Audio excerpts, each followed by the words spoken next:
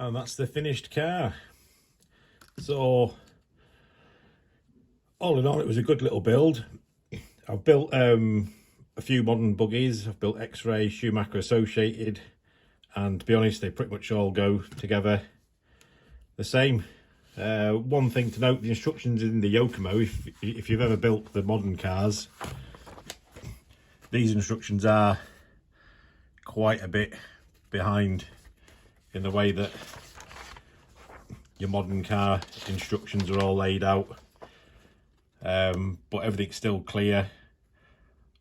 Everything's translated over into English, so there's not too much of an issue there. But just for comparison, so I know this is still a vintage car, but your Pro Cat instructions, they're very similar to the likes of the LD2, the X-Ray.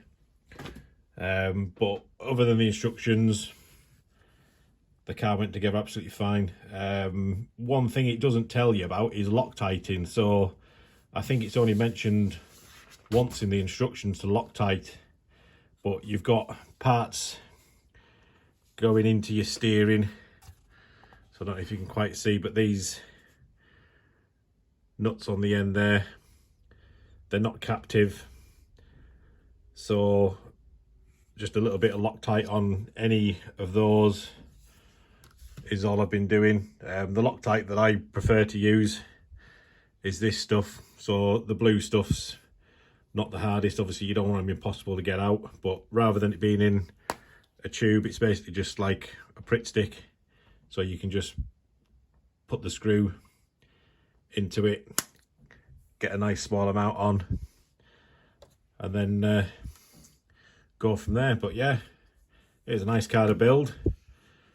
So my mate, whose car it is, he'll be picking it up soon and he'll be getting out on track, although it may be a little bit delayed because his missus has just given birth. So as and when he's allowed out to play again is when it'll go back out on track.